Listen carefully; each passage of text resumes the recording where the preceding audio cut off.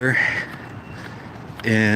Tacoma, Washington, and it's about 5 hours until they open the door and start letting people into the Tacoma Dome where Bernie Sanders is speaking tonight. So here we have the Tacoma Dome. Oops. And there's already quite a few people showing up. I've been seeing a steady stream of foot traffic, people with chairs, shuttles, carpools with people dropping folks off before they go and park.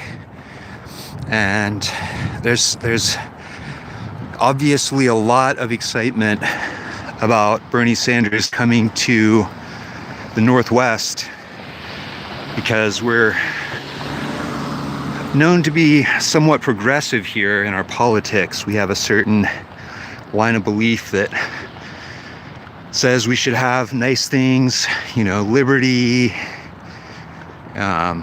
justice for all that stuff to do with pursuit of happiness. A lot of the freedoms that our country allegedly stands for, people in the Pacific Northwest are about it.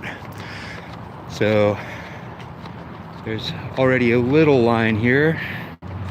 It's actually considerably smaller than I thought. It's like, unless I'm mistaken, it's only about 50 or 60 people long.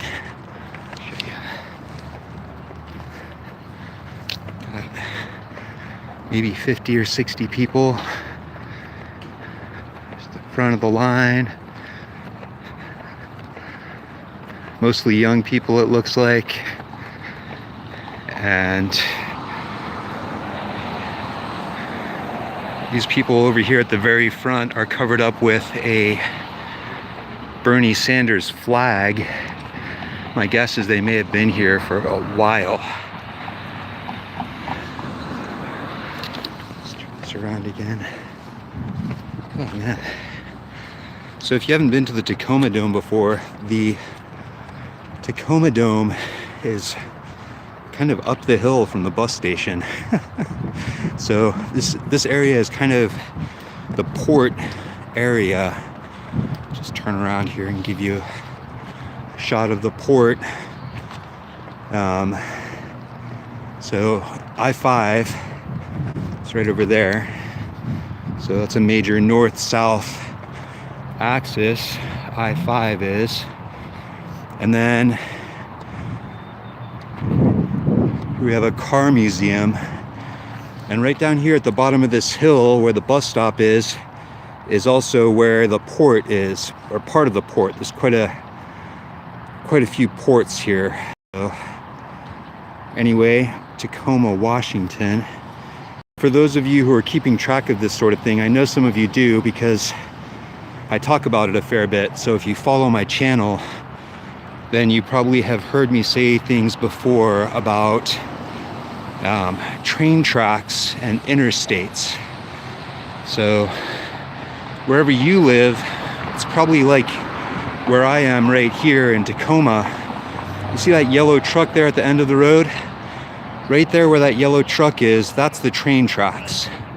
So when you have a train track which intersects a major highway like that, then that's where you like to have these large venues, because the large venues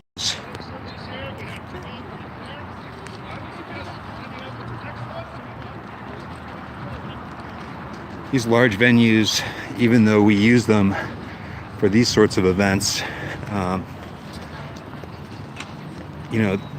these venues are dual use facilities. So we don't think about this sort of thing as we're going about our daily lives. But the way that any sort of dual use technology works is it's used for one thing, but then you can have a secondary use for it.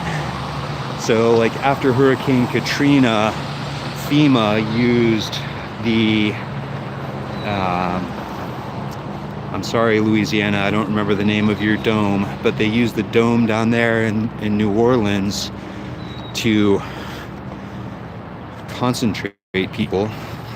And so here, like anywhere, the facilities are dual use facilities.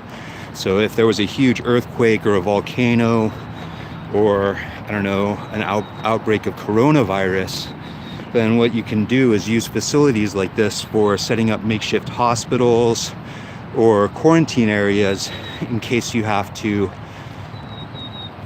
lock people up.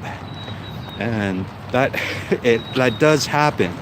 We don't think about it happening here in the United States because we're somewhat aloof to the concepts of military dictatorships. But in other countries, like in Iran, or I'm trying to remember which other countries, I think it was one of the South American countries like Chile or Argentina, they used their giant fields for concentration camps in the lead up to genocide. So say for instance there's a dictator in the White House, which could happen, then the dictator could use one of these facilities for military purposes if they were into setting up detention centers for mass detention against political opponents. So I definitely appreciate you guys tuning in, commenting. I do always welcome new subscribers to my channel, so there's a subscribe button. And also, since this is a product of Google, you're always welcome to send donations to support this type of media, like people who actually show up. And if you want to ever find me, then I do show up, and hopefully you guys can find the time to show up too and support people who do show up. I'm sure the media will be giving this like however much they can, maybe half a minute or a minute of coverage tonight, but I'll be talking about these things all day long here on my YouTube channel. And I do appreciate you guys taking the time to tune in. I'll talk with you again real soon. Have a great rest of your day.